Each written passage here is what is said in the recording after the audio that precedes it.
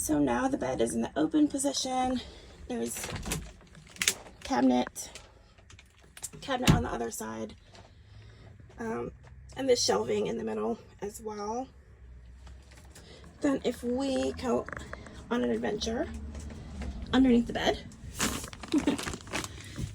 this panel is what hides the electrical panel when the bed is in wall mode, and it's just held on by a couple magnets, and you just pull it off so you can access it easily. So under here is all of the battery stuff. So we have the inverter. That is the lithium battery. And this is the B2B charger from your alternator, the solar controller, and the shore power charger over there. They all have their own breakers, and there's a master off switch as well. And then you kind of see these wires that are here. Those are just down because that is the Samsung one box. And I also want to know where the new owners would want that mounted for their convenience, because you can plug into it using HDMI or USB. So we'll put that guy back. So I've put the bed up, and you can see on both ends there are these locks that hold it in place. You just need to, one will actually be fine, but I like to have both of them just in case. So we have the bench seating here.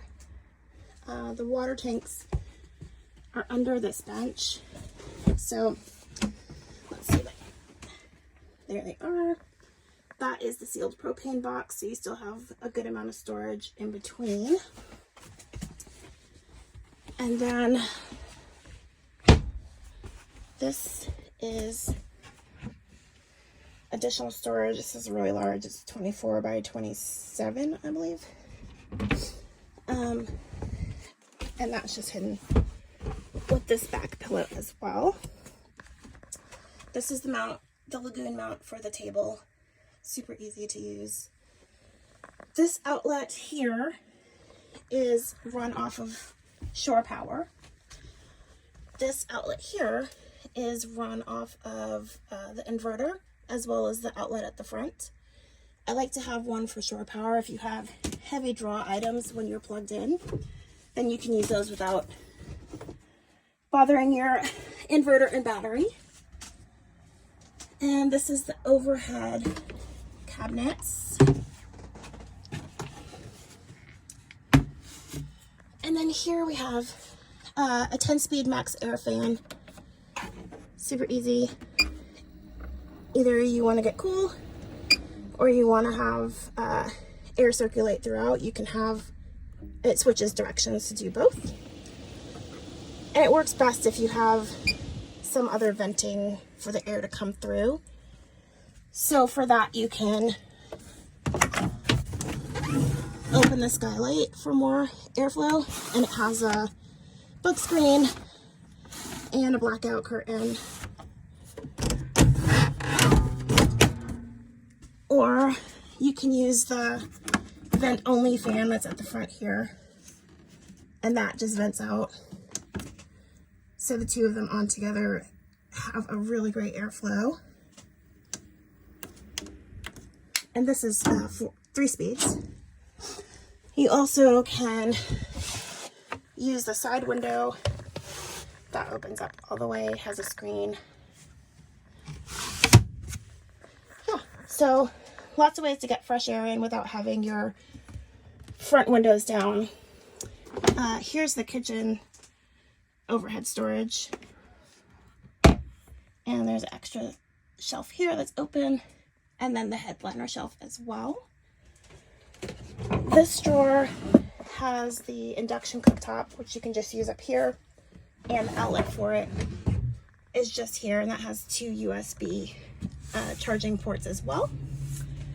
This bigger drawer has, just for the moment, all of the fuses that you would need for any of the 12-volt stuff or for the van itself. So that's just there. Under here is the toilet. This pulls out of the cabinet. It's on sliders, like the drawers. And then the fridge is here. It's a good size. Has a freezer, always nice.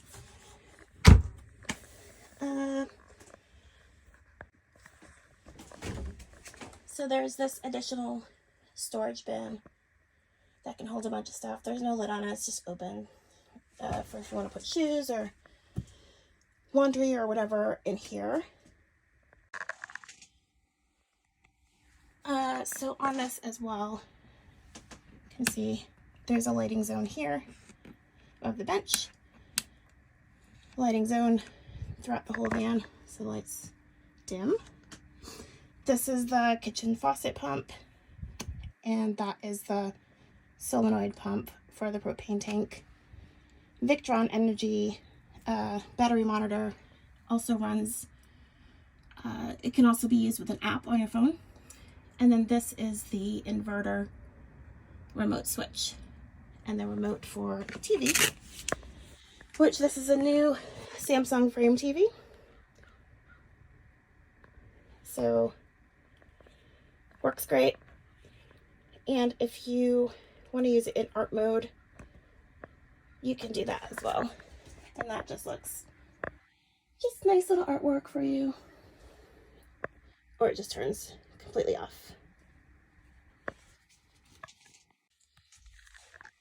So the other thing is that this heater, you can see, so the shower is mounted. The heater would run off the same propane tank. I have not mounted it because I think it makes sense for the new owners to tell me where they want it to be. Whether they want it on this wall and it'll kind of be there at your head when you're sleeping. There's room for it to be mounted here on the floor of the bench so that if your legs are here, the heat's not going to be blowing directly on it. And then I also left this overhang in the front of the van that has enough room and depth for it to be mounted here. Last option is for it to be on this wall. So I just think it's important for whoever buys the van to have their say in that, because it's your comfort at night when it's cold. So here is the view from the back. So the shower / water heater is mounted here. These doors, you can unlock them and push them all the way open. So if you're sitting with the doors open with a nice view, the doors aren't blocking it. And then let's see, so here there's a couple of hooks here for coats, storage, whatever. This is the propane monitor, which is hardwired into 12 volt. And I put it here because when the Murphy bed is down, your head will be like at this level. And the propane monitor should be lower to the ground because propane sinks. This is the WeBoost. So this is the antenna for a signal booster. So the outside antenna is up here. This is the inside antenna, which again, I haven't mounted because it might be somebody's preference where it wants to go. And it's super easy to mount with just 3M tape. So there are two storage bins in the back as well. And then here, this is held on by Velcro, and it's just the panel that comes off so you can unlock the side of the sealed tank easily. The van. This is the Shore Power charging port, and it just takes regular household extension cord. So you can plug in there. And then if you're at a campground that has 30 amp, there's a pigtail that will run 30 amp to this guy. So here's the view from the sliding door. Please ignore the curtain, it's temporary. Here is the water fill port. Super easy, you just use the Camco water filler that I've included. Put in here, goes all the way in, fills the tank. for fresh water. And then this is the drain for the gray water. You can just attach a hose to it wherever you're going to dump. And then the fresh water does drain out from underneath, but that can just, it goes out the bottom because it's fresh water and doesn't need to be dumped anyplace special. So last thing to talk about are the tires. And you can see these are really nice all-terrain tires. Great tread. I think I've got about 6,000 or 7,000 miles on the tire, so there's plenty of life left in them. The thing that I liked more than the factory tires were that they gave me a little bit of lift as well without having to mess with the suspension. And they're a really smooth ride, and I've definitely gotten caught places I shouldn't have been with the factory tires and been in trouble. So these are really helpful.